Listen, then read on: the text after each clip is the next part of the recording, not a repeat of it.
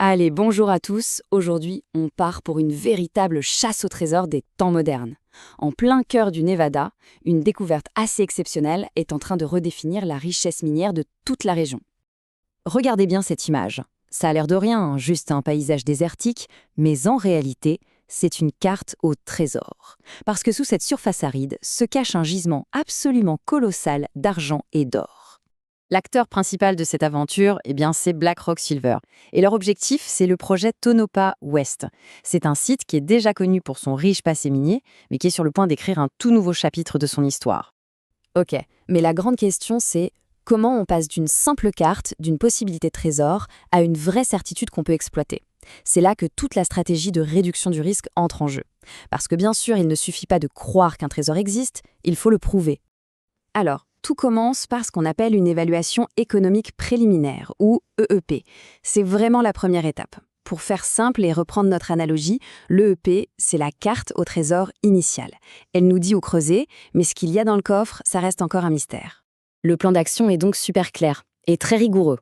D'abord, on crée la fameuse carte au trésor avec les EP. Ensuite, on va sur le terrain pour confirmer que le trésor est bien là, en transformant les estimations en données concrètes. Et enfin, on essaye de voir jusqu'où il s'étend vraiment. C'est une démarche logique qui vise à éliminer l'incertitude. Et l'objectif, il était d'une précision chirurgicale. Il fallait convertir entre 1 et 1,5 million de tonnes de ce qu'on appelle des ressources présumées en une catégorie beaucoup plus fiable qu'on appelle la catégorie indiquée. Tout le succès de leur programme de forage reposait là-dessus. Et c'est là vraiment que l'histoire devient passionnante. Les foreuses se mettent en marche, les premiers résultats commencent à tomber, et tout le monde se demande, est-ce que la carte disait vrai? Et la réponse, waouh, elle a dépassé absolument toutes les attentes.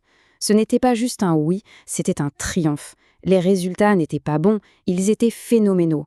En fait, BlackRock n'a pas simplement trouvé des métaux précieux, ils ont carrément touché le jackpot. Allez, on regarde les chiffres, parce qu'ils parlent d'eux-mêmes. Premier résultat, 9 406 grammes par tonne d'équivalent argent. C'est juste énorme. Pour donner une petite idée, dans l'industrie, tout ce qui est au-dessus de 1000 grammes par tonne, c'est déjà considéré comme exceptionnel. Et attention, ce n'était que le début. Un autre forage, 6 565 grammes par tonne. Là, on comprend bien que ce n'est pas un coup de chance. Non, on est bien sur un gisement d'une richesse constante et vraiment remarquable. Et ça continue. Un autre résultat à près de 4 800 grammes par tonne. Ces teneurs-là, on les appelle des teneurs bonanza. C'est la preuve que le projet Tonopah West, ce n'est pas un projet comme les autres. Voilà, cette coupe géologique, ça nous donne une idée fascinante de ce qui se passe sous nos pieds. Les lignes rouges qu'on voit, ce sont les veines de minerais super riches. Ça nous montre exactement où les forages ont tapé dans le mille, confirmant la structure et le potentiel gigantesque du gisement. Bon, trouver des teneurs pareilles, c'est une étape énorme. Mais la question qui vient juste après, c'est « D'accord, mais il est gros comment, ce trésor ? Il est temps de faire les comptes. » Et là, ce tableau résume parfaitement le succès de l'opération. Regardez bien. Avant, il y avait 0 once dans la catégorie de confiance la plus élevée, la catégorie indiquée. 0. Et aujourd'hui, 21,1 millions d'onces.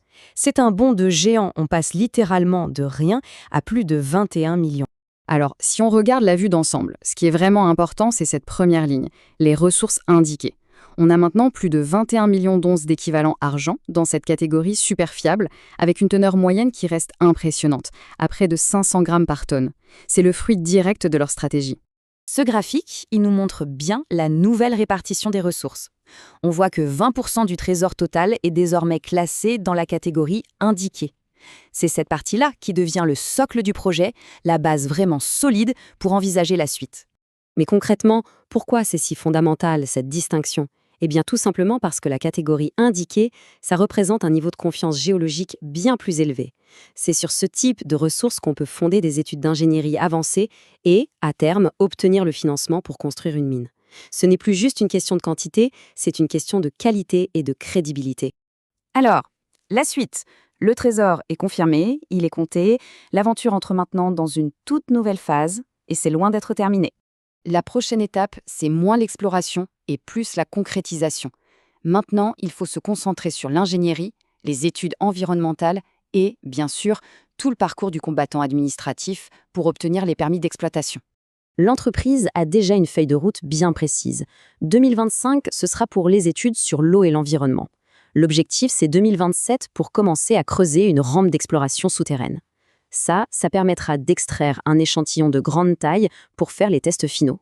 Et cet objectif, clairement formulé par l'entreprise, montre qu'on a dépassé le stade de l'exploration. Maintenant, il y a un plan concret, un calendrier précis pour faire de Tonopah West une mine productive. Ce qui nous amène à la question finale. La chasse au trésor s'est achevée sur un succès éclatant.